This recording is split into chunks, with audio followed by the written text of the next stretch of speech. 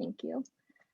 So welcome everyone to Uniting Community Stakeholders for Sustainability and Environmental Education in an Urban Industrialized Regional Setting in Australia with Monica Green today.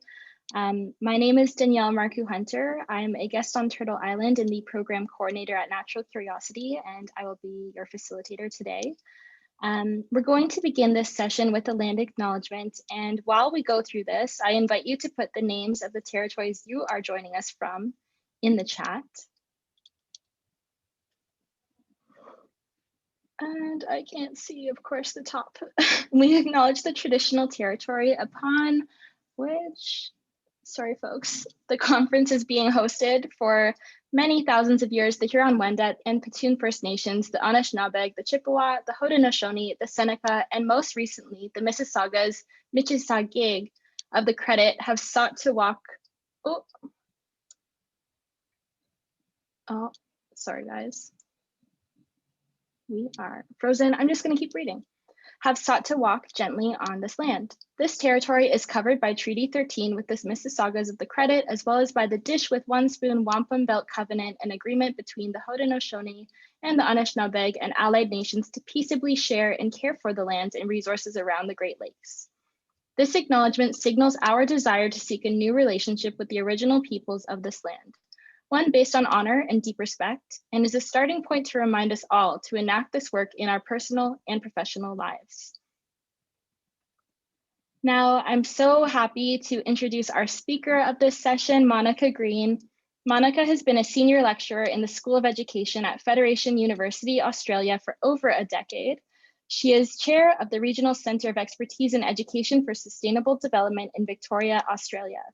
Her teaching and research interests include children as learners, environmental and sustainability education, community and place-based pedagogies, and university school partnerships. And thank you so much, Monica, for joining us today all the way from Australia. I don't even know what time it is for you right now, but without further ado, you can take it away. And a reminder to share your screen now that I've stopped.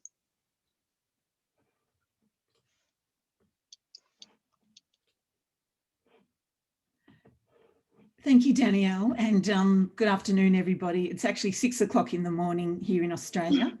And so I have got up very early for today, and it's great to be here.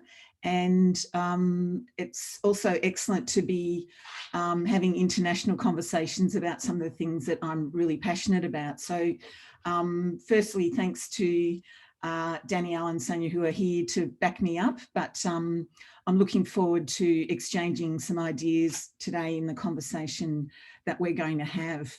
One of the things I would like to do similarly is to acknowledge the traditional custodians of the land where I'm on during today's presentation.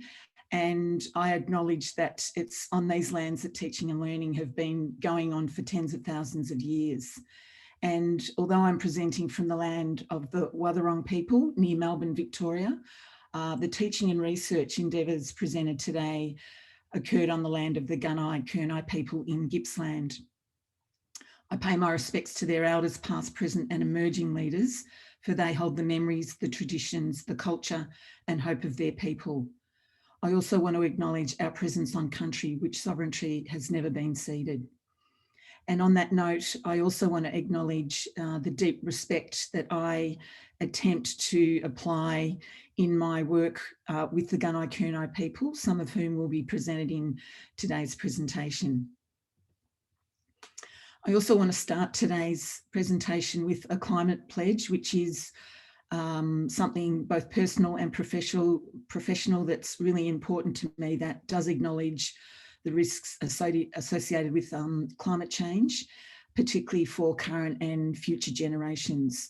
And you'll see here, without reading them, that I have my own commitments to being able to reduce my own greenhouse gas emissions and pay attention to my own climate footprint, and of course, combining those two to head for climate neutrality.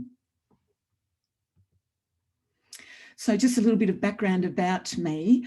I think Danielle kind of captured that earlier on in today's presentation, but you'll see here that my interests, my teaching and research interests span a lot of fields. You'll see that children and young people are represented throughout each of these dimensions of my work. So you'll probably be able to join your own dots around the things that are of interest to me, and probably and possibly like you, I'm really able and privileged to be navigating these issues across my personal and professional worlds. But I do see a big part of my work as a teacher educator. So I work with students who are undergraduates that will become primary or elementary teachers. It's really critical, I think, my work in making a contribution around setting them up to be teaching in whatever community is, but to be looking through the lens of place and community to use them as frameworks. So you'll hear a little bit about that today, but you'll also see some other interesting areas here that are of concern to me around self-care. And of course, that self-care coincides with the need for care for all entities that exist on the planet.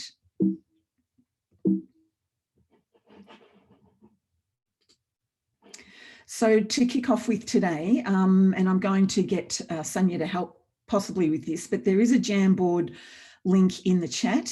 And on that note, if there's things that pop up during this presentation, I would encourage you to put them in the chat. I won't be addressing them directly because there's been some time allocated to the end of today's presentation that we can chew on some of those issues that you might have put in there.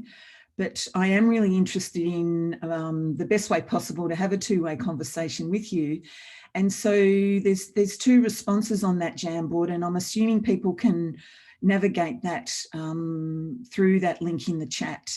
But I'm interested in the nature of your own work, your interest in this presentation, which may or may not generate ongoing questions, but also if you're undertaking any collaborations with particular stakeholders, it'd be really good to get a sense of what they are. And the reason I'm asking is because I think the work that I'm going to discuss today acknowledges the potential and the value of what happens when people come together to collaborate. And I know for me as a teacher educator, sometimes many of my students think they have to do this work on their own. And it's an old kind of hangover, I think, from traditional education that tells us actually you can step out of the classroom, you can start to pursue partnerships and collaborations that can really add value and make teaching and learning a whole lot stronger. So I'm just wondering if people can have a shot at that and give us a little insight into who you are so that we can keep these two-way exchanges going in today's presentation. So Monica, I hate to bug you. The link that was shared is actually a view-only link. We don't have the edit access. Right. So given we've only got small numbers, is it possible to just let people speak in terms of who they are and answer these questions? So sorry about that, folks, but yeah. If our host can give you some speaking rights, then I would love to hear your voices. That's even better. So okay. That's quite a good outcome. Excellent. Sorry about that. No, that's okay. So I believe you now have some rights to speak. So don't be shy and introduce yourself and who you are, your interest in the presentation and anything, any collaborations that you're making. Thanks, Danielle.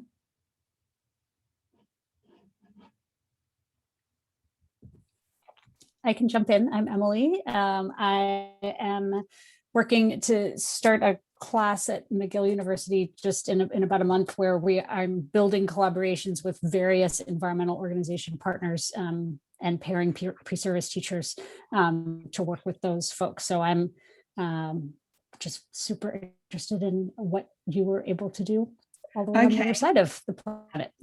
Okay, thanks, Emily.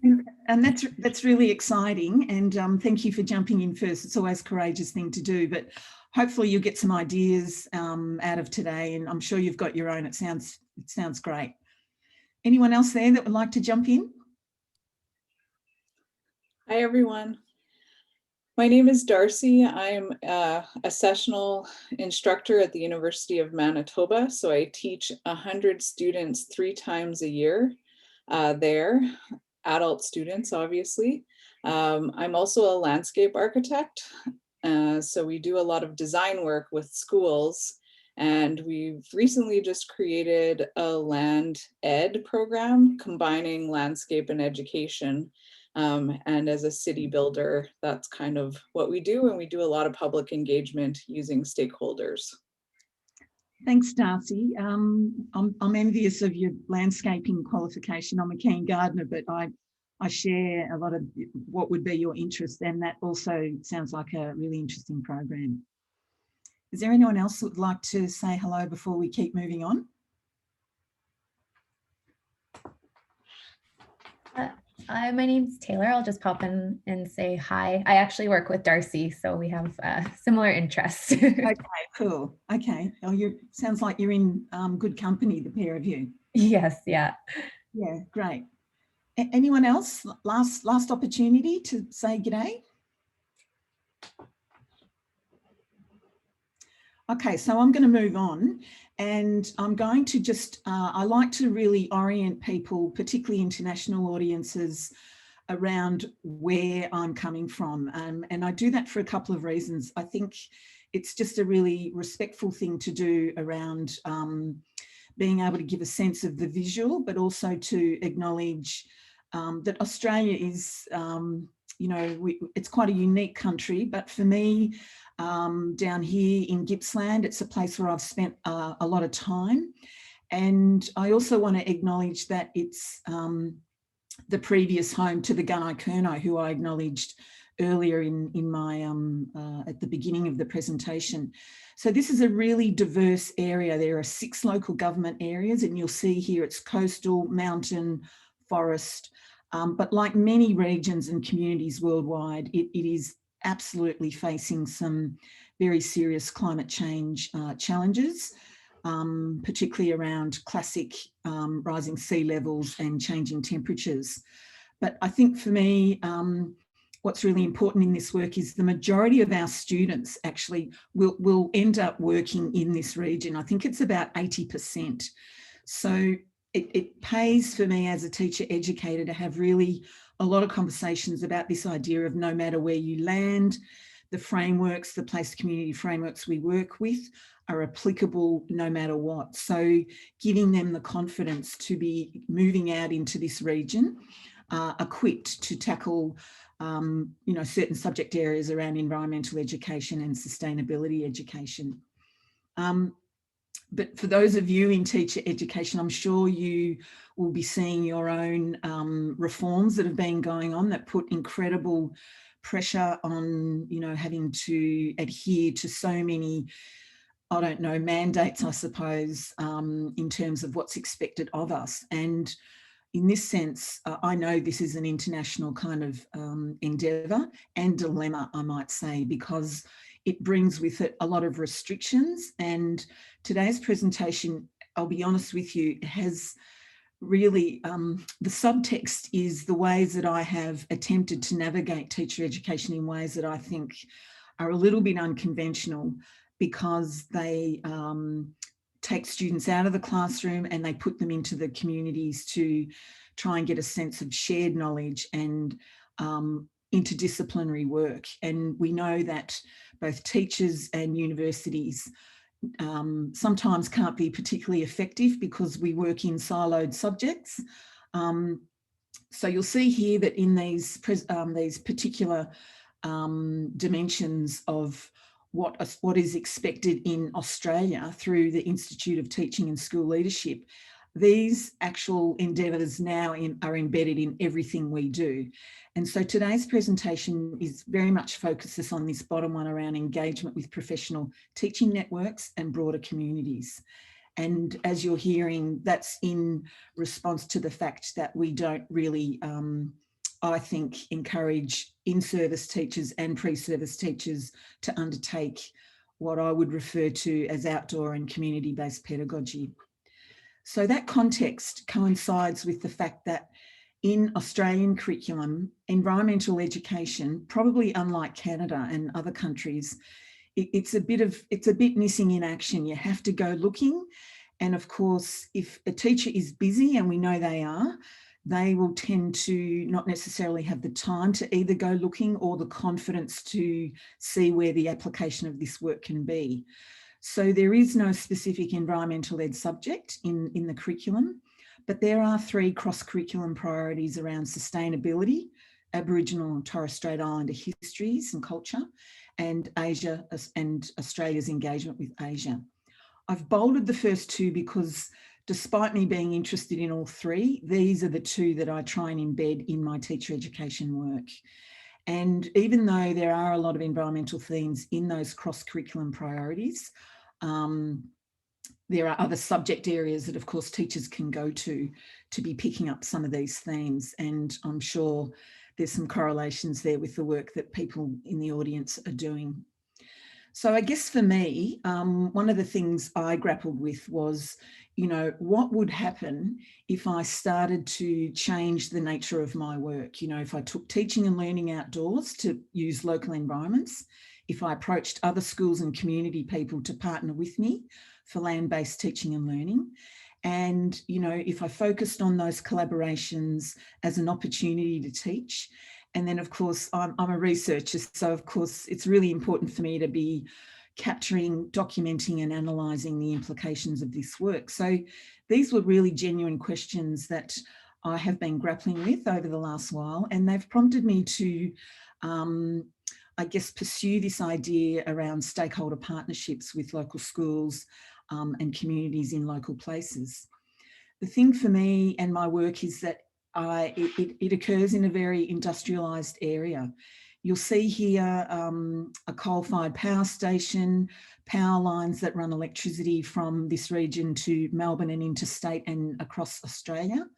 And I think what's really interesting, and again, more context, that image on the right of the screen no longer exists. That's a decommissioned coal station as of just very recently, and it's in keeping with the broader decision in the region to move to a low carbon economy. So there's major transition and change going on in this region.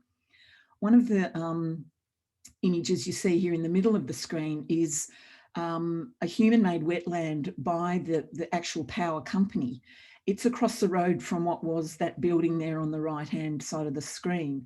But it's an incredible human-made wetland, but it was ironically built to compensate modification of the local river to pursue the dredging of coal. But for teaching and learning purposes, and I can't believe once upon a time I would have possibly boycotted this, but as an educator, I'm interested in finding local sites that I think can work for the things that I'm interested in. So you'll see here on this slide a couple of pictures of the wetland. You can see kids are in it. And for the educators of you, you will also be doing your own number crunching around, wow, I can see, where and how teaching and learning might happen here. And of course, we've already heard from people who are moving down this track in terms of maximising their local environments for, for these purposes. So I'd also just like to embed in today's conversation some of the literature around partnerships, because as you heard me say earlier, I'm interested in the research that informs this work. And I'm also interested in shaking it up a bit, because as someone who works in a university, you might appreciate that historically unis like to dominate the collaboration. And for me, as someone who wants to have prolonged partnerships and very reciprocal and mutual partnerships, that model doesn't work. So I'm a big fan of being able to create agendas where all stakeholders can put on the table their needs and their interests and their visions and aims for what they want to get out of whatever the collaboration is. So you'll hear that that's a pretty non-hierarchical kind of endeavour, and it's quite deliberate. The other thing you'll see here again is that mutuality of the partnership, where everyone gets to be the beneficiary. So that feeding and nourishing of stakeholders, so people don't feel like they're being exploited or ripped off or duped in any sense of the word. So I guess, you know, for those of you that do this work, this will not be foreign to you. And as you're hearing, the ultimate aim for me is that every stakeholder has something to gain from whatever the initiative is. So again, you'll also hear me talking about not only disrupting conventional models, but also to bring in new thinking and new structures that can help pre-service teachers and in-service teachers start to think about their roles quite differently. And, you know, sometimes for in-service teachers, you know, their own professional development, as we know, is really important, and you'll see this later on. But one of the benefits of what I'm sharing with you today is what in-service teachers get out of this work, what they learn from pre-service teachers. So again, that reciprocity of knowledge and ideas. So these new learning relationships for me have been really insightful, and I guess for those of you who are thinking about pursuing this work, as we heard earlier on in the presentation, I'm hoping that there's some things here that can scaffold your own intentions around that work. The other thing I do, as you've heard me speak earlier, is to frame conceptually and theoretically my work through the lens of place and community. And I guess I'm interested in this idea how place can teach us around what happens when people, places, the more than human world, when we all come together to have these exchanges. So I don't want to dwell on that, but again, for those of you that are interested in the theoretical dimensions of my work, I've used a lot of Margaret Somerville's work, and of course David Grunwald's work. So I guess here, in returning to the setting that I mentioned earlier, there's an image of the power station that no longer exists. Here's my pre-service teacher students who've been working with local schools. This is actually the end product of where we take this work out into the community through exhibitions and showcase what it is that we've been doing. But I guess what I'm trying to highlight here is the importance of community and the significance of how we acknowledge those that we work with in these particular partnerships. So the other thing, of course, that I really want to share today is that a lot of my empirical research I've done has involved ethics permission through my university and through the Department of Education. And I guess you'll see here a bunch of underpinning research questions. So I'm wanting to share the things that are really driving my work. You know, how is it that these experiences can impact pre-service teachers' understanding of teaching and learning, how it expands their own ideas of what that looks like, the contributions of place-based frameworks in teacher ed, and of course this wider question of what are the benefits and the challenges, which we'll talk about later on in the presentation. And I want to acknowledge that because, you know, the work is challenging, and it is really good to be able to capture what stakeholders think around how the work has unfolded, how it can be improved, and what are the next steps. So you'll hear that, you know, I'm suggesting these things because the notion of longevity is really important in this work. It requires a lot of work, and that means getting smart and strategic around how people are situated and positioned in the work. So some of the ways that I've been collecting data is through analysis of my students' work, the pre-service teachers, through reflective essays around their teaching. We've done a lot of filming of what's gone on at that wetland. We've undertaken semi-structured recorded interviews with pre-service teachers, in-service teachers focus groups, and myself and the teacher educators I work with, we've also published around self-study. Now, what you won't see here is research with children and with community people. That is a work in progress. I have done lots of research with children in the region, but not specifically attached to these partnerships. So the list is long and it's ongoing. So I guess really what you're going to start to see now are the types of community people that I've been working with. And it's a case of really reaching out to a range of people to get a sense of, you know, the really diverse ways of understanding the world. So, you know, the fact that some of these people, even though you can see a lot of environmental oriented specialists here, you know, to have people like journalists, local artists, just mixing it up around these mediums that can, again, draw on really rich ways to interpret the world. But of course, I'm always coming back to this idea of, you know, what's in it for my pre-service teachers? How can I expand their repertoires and move them from those conventions that I cited earlier around, you know, feeling like they're really constricted in what it is they can do.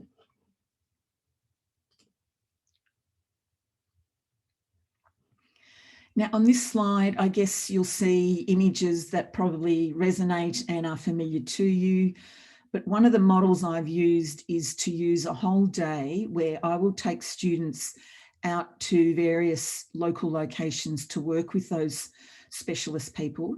And what happens is they get to experience and embody and work with Auntie Doris Patton here on the top left-hand side of the screen, local Gunai-Kurnai woman with extraordinary knowledge, environmental people, as you heard, artists, bird people. And so what you're seeing here are pre-service teachers getting into the guts of what it means to undertake this work themselves. And I guess what I've determined in my work is the fact that once they've had these experiences, it is the game changer. And you would appreciate it's a very different embodied experience versus someone like me telling you, you know, what it feels like. So I think this idea of giving pre-service teachers the experience is absolutely central to how they're going to process the work and see where the windows are of what is possible. And I guess this is where my research has been really important to me.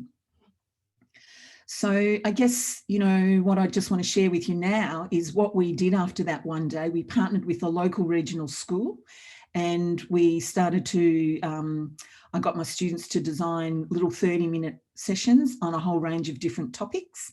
You know, we went out to the wetland, we did a reconnaissance, and of course, many of my students, not only have they never taught outdoors or even stepping out of the classroom, but, you know, many have never been in a wetland. So you can see the magnitude of what it is I'm asking of them. And initially the responses are pretty, oh my God, you are kidding me. You want us to do what? So, you know, it's shock factor, major shock factor. And of course, by the end, those experiences and perceptions are transformed for the majority of students, not all, of course.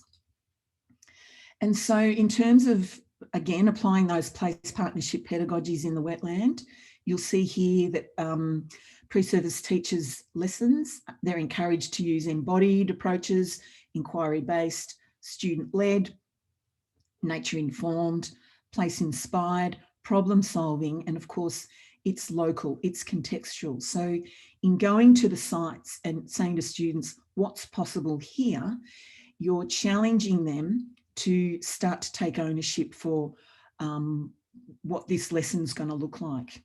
And again, you will appreciate many just want to default to what it is they know. So they're challenged, that, you know, their whole perceptions are disrupted around what is possible. So here they are undertaking the work with children. And so the shift from they've had the experience and now they're back in an outdoor setting, and here they are, excuse me, rising to the occasion of giving this a red hot go of what they might do with kids. So yes, emulating some of their own experiences, but also creating new ones. So these images are, I think, are really powerful because they tell their own story around, again, the fantastic positive outcomes that come out of this work, but the difficulties, because there are difficulties, and these people are on a, they're early beginning teachers, so there's a lot to learn and a lot to process in what you see here. So I don't want to read all of these, and I'm sorry for the bombardment, but you'll see from some of these perspectives what it is that pre-service teachers are getting out of this. And I might just pause for a moment so that you can read some of these things rather than me reading them for you.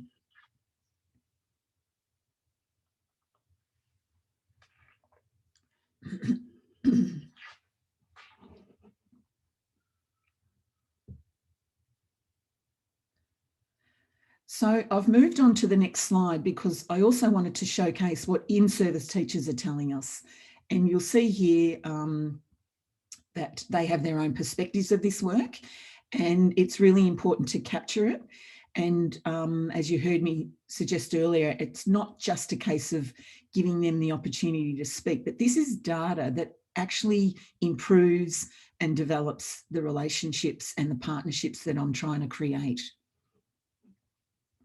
This one, as I mentioned earlier, is important given that we really want to be able to support in-service teachers in their work. Having a bunch of pre-service teachers to work with is a real bonus. They always say we could never have done this without 50 of your students, and I know some of you are working in the hundreds, so look at all that person power going on in your potential projects.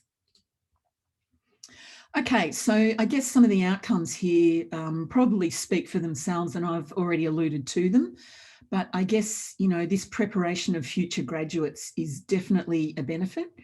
Multiple students comment, particularly in the interviews, around how they really are so much more confident, not just around content knowledge, but being creative around design and to embrace some of the particularities of places that once upon a time they wouldn't have been aware of. The mentoring from in-service teachers is amazing. As a solo teacher educator, I think I've got very limited platform going on here, but for my students to have other mentors, very talented teachers who can guide them in this work, it's phenomenal. So you've already heard me talk about the professional learning for teachers, but this idea of social relationships and the community understanding a lot more about what goes on in unis. I don't know, for those of you, I know for me, sometimes you can become this ivory tower and people really don't know what the hell you're doing at that uni. Well, I think given the regionality of where I work and teach, it's really important for me to crack open those perceptions and let people know what it is that we're on about. Okay, so I'm going to invite my host to turn on the mics again to see, for those of you that have been doing this work, what the benefits are that you've observed as a stakeholder or as someone that you might even have aspirations for what those benefits look like. So yeah, let's hear from the crowd. I just wanted to mention, Monica, this is entirely resonating with me and the work that I do at Natural Curiosity. We are teaching teacher educators to go beyond when they're thinking of integration and learning about how to teach with integration, to go beyond subject integration and towards the integration of community partnerships and stakeholders.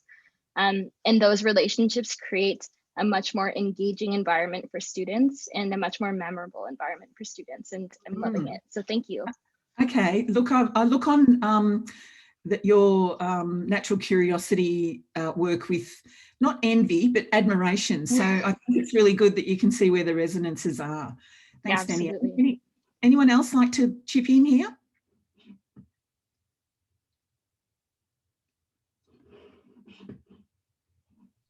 I also just really appreciate some of those insights, and from looking at it also from the in-service teacher perspective. Some of the work that I've been doing has been pairing undergrads, pre-service teachers with non-education students, and sort of looking at the benefits or the learning that happens between those two. But it's really great to see the in-service teacher and building that relationship with the in-school process, which is particularly challenging to do right now in COVID times. So it's nice to see that having happened and can happen again someday. Yeah. Sure. Well, look, thanks for your contribution. Anyone else like to say something before we move on?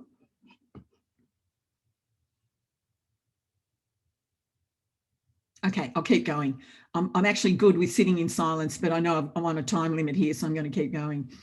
So look, I think what's really interesting in this work is to always be upfront around, as I said earlier, this is really, I think this is really hard work. I don't know about anyone else, but I know the amount of time and energy required is quite phenomenal. And that can be draining. And so if we're talking about this idea of how do we sustain the partnerships, there has to be a question around how does one sustain themselves in the work? And I guess this is just, for me, something I've grappled with. It's taught me how to work smarter, and it's taught me a lot of things about how to set things up in ways that can cut time and energy as well. I guess for me, you know, the pragmatics of trying to fit people in around timetables that just do not really match up at all is, it might sound minor, but it's actually a really big headache. But also this idea of, you know, the time it takes to ensure that there are meetings, that the communications are spot on, and that idea I mentioned before around agendas, you know, keep returning to them. How are we tracking, you know, even benchmark those agendas to make sure people feel like, you know, I'm being heard. Okay, yeah, this is, you know, this is working for me. So that whole idea of not making assumptions of, wow, I'm really smashing it here and I'll just keep going, you know, regardless of anything, but to keep returning to those conversations that are open and frank around who says what, who is being invited to speak, and to be ensuring that, as you can hear, this idea of equitable power relations. So again, this is our last little chat around here, but I'm interested in some of the challenges that might be coming from the audience in terms of anything you've observed or strategies that you want to offer to the group in terms of how we can do this work in ways that can be improved and made more robust. So I'm just wondering if anyone's got anything to say in response to this final one.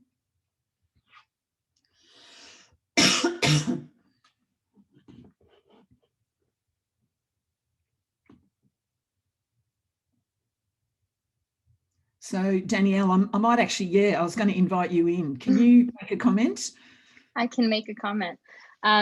What I'm thinking about here is a few times folks have brought up partnerships. So we work a lot with teachers in my current role, and they brought up partnerships with local community members where the partners do not feel like they're getting the gain, right, that you mentioned, and the challenge of how to make the partnership more reciprocal. How can your pre-service educators be providing for the people who are partnering with your program? How can your elementary students partner with the folks who are visiting the classroom? And I do think it's a challenge, and you need to think about how you do create that reciprocal relationship. And maybe it takes just some time and some trust building. But I'd love to hear your thoughts on that too. Sure. Well, maybe we can chat further about that at the end. Yeah. I'm going to move on. I'm mindful of the time here, and so we probably need to get to the good bit where we might have a bit more of a conversation. But I guess in finishing, I suppose what I want to highlight here is the partnership practices that I'm referring to are very much about building and sustaining stakeholder capacity and relations. At the end of the day, the stakeholders are the bread and butter of kind of any partnership. And so for me, being sensitive to what it means, particularly as a regional researcher, I work with a lot of these people, I research with these people. And so for me, the underpinnings of the work that you've seen here today are all about ongoing relationships that I know I will be having with these people. And that's not the reason why I invest so heavily in being sensitive to their needs and their agendas. It's more about if we do collaborative work, there has to be at the forefront of any relationship this idea of, you know, why are you inviting those people in as stakeholders, and how is it that you're going to enable their contribution and their skills and knowledge to be recognised within whatever that program is. So, you know, like you or me, these stakeholders, they're deeply embedded in whatever the project is. You know, they're deeply committed. And of course, it's really important that we can keep returning to that in the nature of whatever the work is. So I think there's been a bit of a theme in what people have put forward today. So I'm going to finish up there, and I can't yet see the chat, but it would be good to either, Sonia, I don't know if you want to make that chat, I'll stop sharing, and if that, yeah, the chat is there for us to see. I'm wondering, given that we've got a little bit of time to chew on some of these issues, and that's been quite deliberate in how I've designed today, it's really to put these ideas forward, to share, you know, the nature of the work, but of course to bring in any ideas or comments that people want to make. So yeah, I think for those of you that are just coming into this conversation, we're opening it up to talk about any issues, uncertainties, or things that people want to share.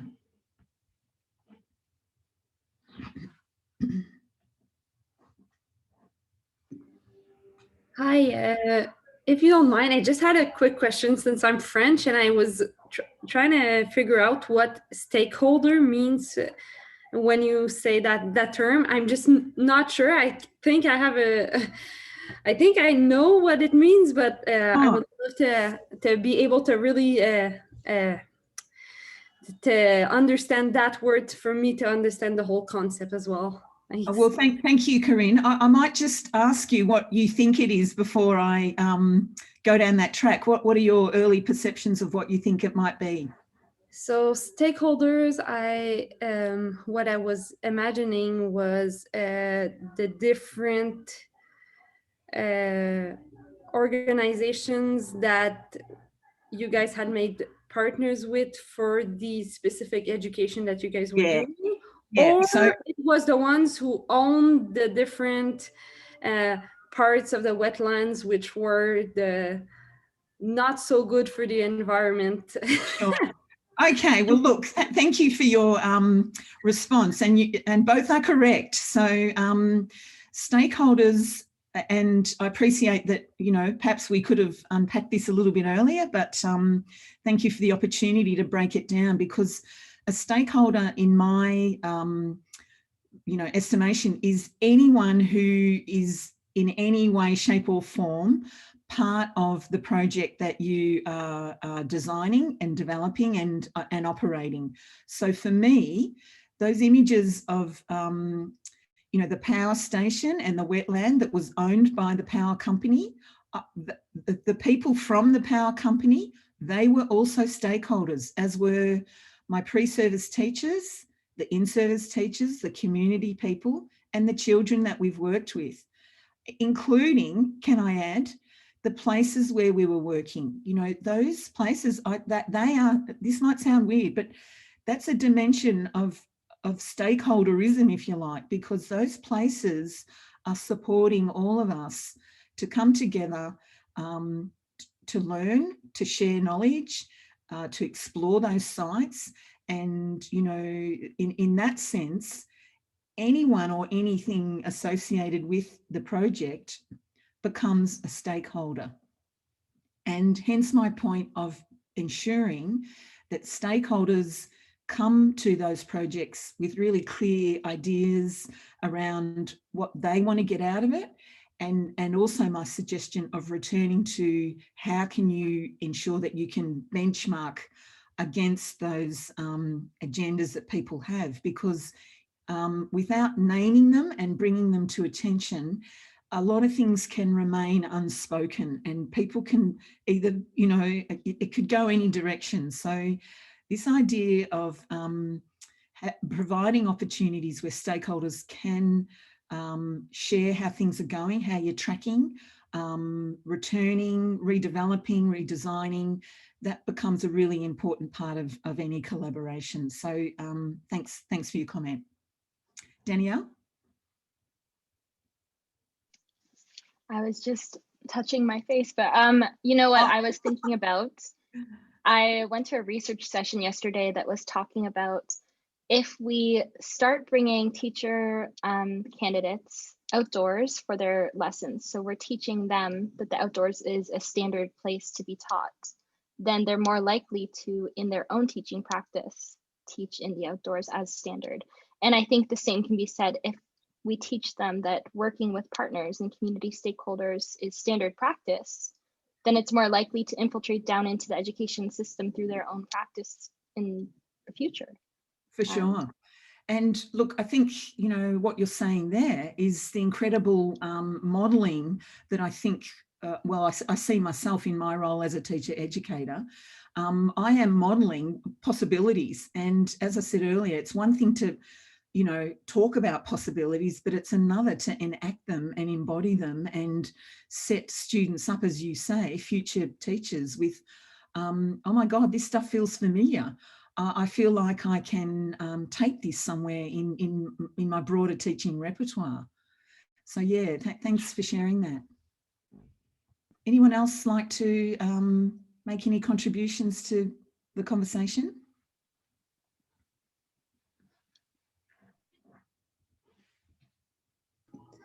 And I just wanted to add, so the reason why I connected to this specific atelier, I'm not sure in English, but I am the sustainability manager at the CECC school board, and I found that partnerships are really hard to make. And like you said in your presentation, they're hard to maintain.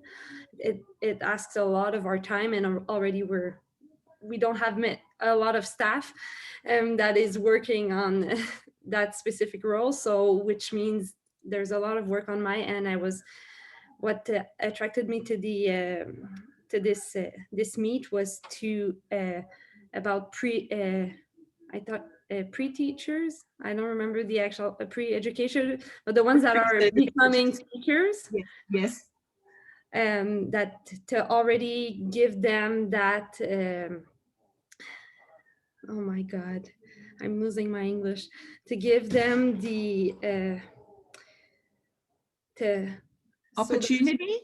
Opportunity to live that and then apply that in the school when they're back. So I was thinking of maybe if I just wanted your opinion of so all the new teachers from our school board that would be teaching classes next year, if we were able to allow to give them either it's a 2-day, 3-day opportunity to kind of live the nature school. Sure. Yes. Exactly. So that opportunity. So obviously I'm not able to implement that in a university. I don't work in a university. So I was trying to see, do you think that would be a good idea to already have to give them that opportunity if they didn't have it where they got their education? Yeah, sure. So firstly, your English is fantastic. So I just want to acknowledge that. And secondly, I think the question you're asking, you know, when we all have to say to ourselves, look, time is the issue here, you know, then the next question is, well, how can I work smart with the time or the openings that I have? And, you know, those opportunities that you might offer those teachers, it might be 2 hours. You might take them somewhere or at least expose them to the ideas. But, you know, if 3 days is impossible, and that is a very big ask, I think, of any teacher to be able to do that. I don't know what goes on where you are, but I know in Australia that, you know, that would be very challenging to arrange. So I think you have to ask yourself, you know, where are the opportunities and what would be the aim of maximising whatever it is I'm going to do to get these people familiar with the content and the intention of what it is I'm wanting to do. So my advice to you is to ask yourself those strategic questions first and foremost, working with the resources that you've got, because we all do it differently. And just on that note of, you know, the time constraints, I have colleagues who have withdrawn from partnership work because they have found it so draining and time consuming that they're not prepared to work, you know, in the partnerships anymore. So I'm really wanting to not sugarcoat, you know, what this work is and what it isn't. I think, as you're hearing, there are many benefits and there are many challenges, but to anyone who is venturing into this work, and we know that there are people here today who have got plans to do this, and I'm no expert, but you know, what I would share with you is, over the years, I have learnt the art of being very smart around this idea of what are the resources that we've got to work with and how will we maximise them for everyone's benefit. I hope that helps.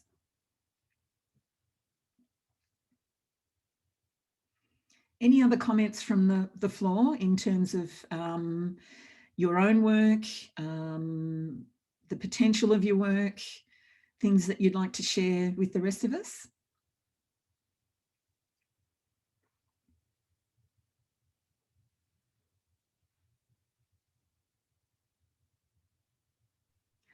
I appreciate your comments about the timetables and the interest of time, having spent a lot of time lately trying to set up partnerships. So any other advice you have on that would be welcome. And also this idea of conflicting timetables between university and other organizations, that's an interesting thing. And or the other thing you said earlier that I would love to hear more about is the idea of the power plant owners and any other sort of pieces that are stakeholders that are maybe not necessarily explicitly in your teaching community or learning community. You know, those humans may not be embodied in that place, but yet they are stakeholders. And how do you tease that apart and make that part of the learning for everybody else? Because those are folks that I wouldn't have thought to invite, but acknowledge that their stakehold in the process is pretty important.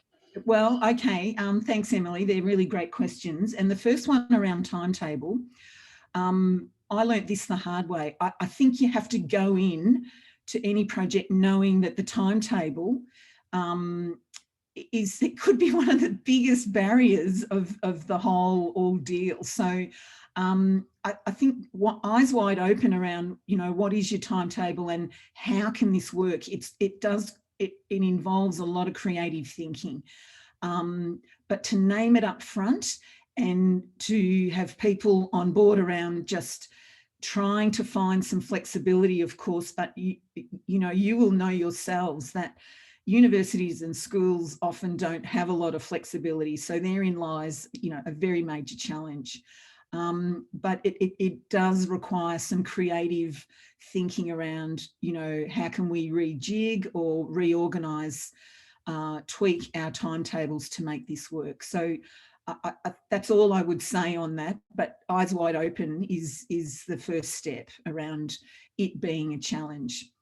The second one is, your question is a really interesting one, and I will be quite upfront and say that before working with the power company, my last involvement was protesting against the company as a climate activist. So, you know, these tensions are very real, and once upon a time I would have thought, no way will I ever have anything to do with, you know, anyone affiliated with a brown coal fire station because of my environmental values.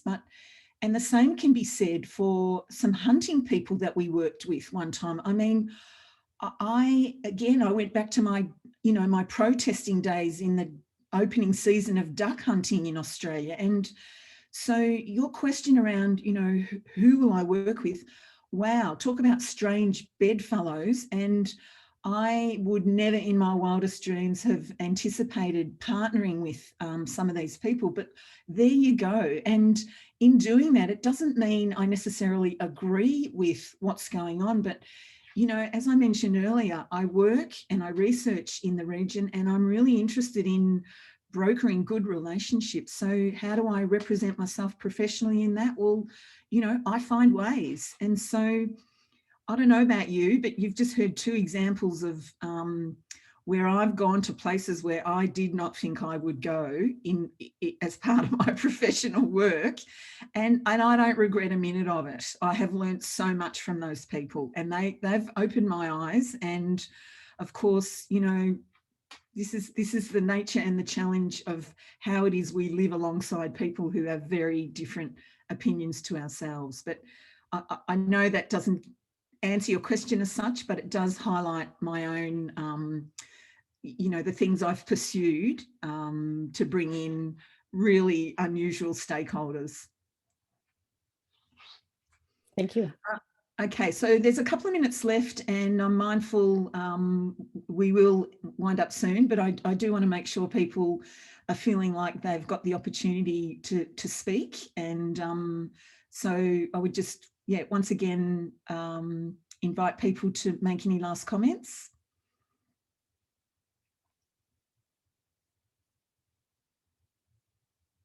And if not, that's okay too, because we can finish a couple of minutes early, but I might throw back to you, Danielle, as the convener of the session. But just want to acknowledge everyone's attendance and contributions, and wish you well in this work. Yeah, it's very nourishing and productive work, but we know that it comes with its challenges. But thank you for coming along today. Thanks, Danielle. Awesome. Well, thank you, Monica. It was a wonderful session. And yes, thank you to all the delegates for your contributions. Monica, thank you for joining us so early in the morning in Australia. And Senya, thank you for your support. We hope everyone does get the opportunity to attend a few more sessions this weekend, and we hope you enjoy your experience at ECOM. Thank you. Okay, thanks a lot, everybody. Have a great conference. All right, I'm going to close the session. Bye.